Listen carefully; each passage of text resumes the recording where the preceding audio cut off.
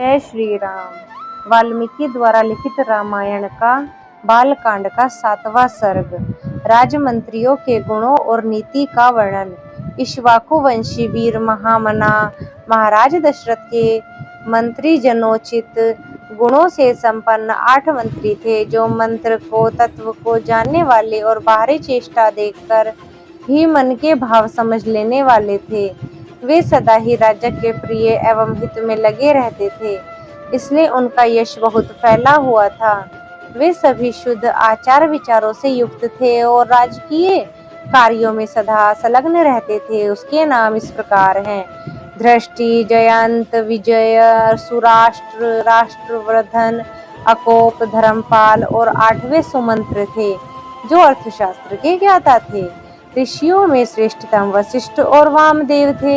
ये 2 महर्षि राजा माननीय ऋत्विज पुरोहित थे।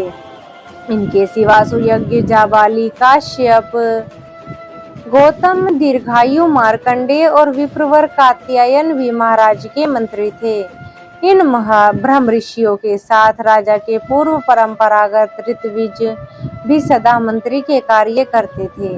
वे सब के सब विद्वान होने के कारण विनयशील, सलज, कार्यकुशल, जितेंद्रिय, श्री संपन्न, महात्मा, शास्त्र विद्या के ज्ञाता, सुदृढ़, पराक्रमी, यशस्वी, समस्त राजकार्यों में सावधान, राजा की आज्ञा के अनुसार कार्य करने वाले, तेजस्वी, क्षमाशील, कीर्तिमान एवं मुस्कुराकर बात करने वाले थे। ये कभी काम, क्रोध या स्वार्थ के वशीभूत होकर झूठ नहीं बोलते थे।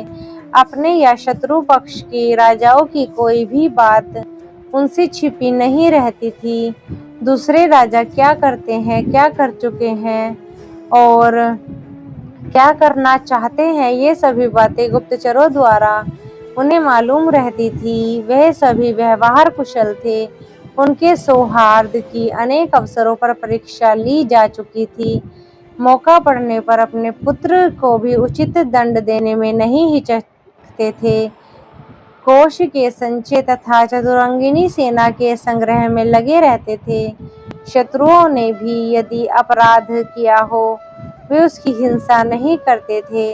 उन सब में सदा शौर्य और उत्साह भरा रहता था। ये राजनीति के अनुसार कार्य करते और राजा के भीतर रहने वाले सद्पुरुषों की सदा रक्षा करते थे।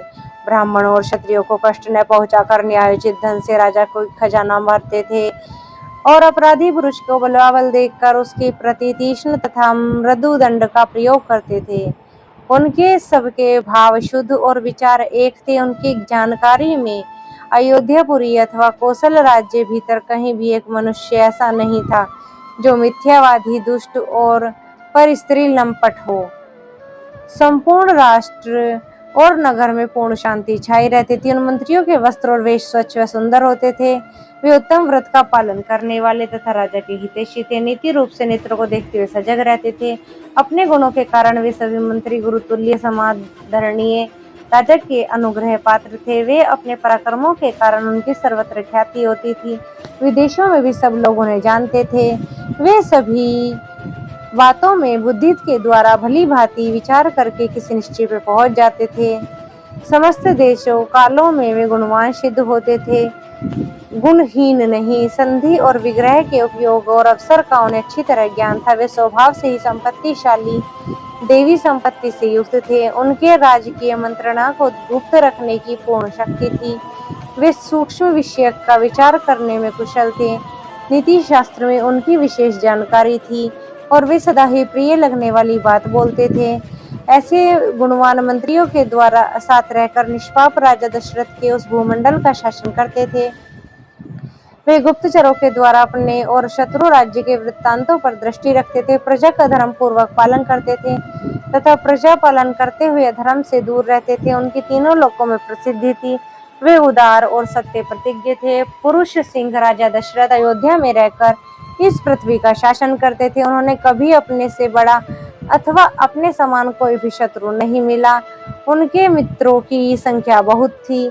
सभी सामंत उनके चरणों में मस्तक झुकाते थे। उनके प्रताप से राज्य के सारे कंटक, शत्रु, चोर आदि नष्ट हो गए थे। वे देवराज इंद्र स्वर्ग में रहकर तीनों लोकों का पालन करते थे। उसी प्रकार राजा दशरथ अयोध्या में रहकर संपूर्ण जगत का शासन करते थे। उनके मंत्री मंत्रणा को गुप्त रखने तथा राज्य के हित में संलग्न रहते थे। वे राजा के प्रति अनुरक्त, कार्यकुशल और शक्तिशाली थे। जैसे सूर्य अपनी तेजोमयी किरण के साथ उदित होकर प्रकाशित होते हैं, उसी प्रकार राजा दशरथ उन तेजस्वी मंत्रियों से घिरे रहकर बड़ी शोभा पाते थे। इसी प्रकार श्री वाल्मीकि निर्मित आर्ष रामायण आदि काव्य के बालकांड में 7वां सर्ग पूर्ण हुआ। जय श्री राम।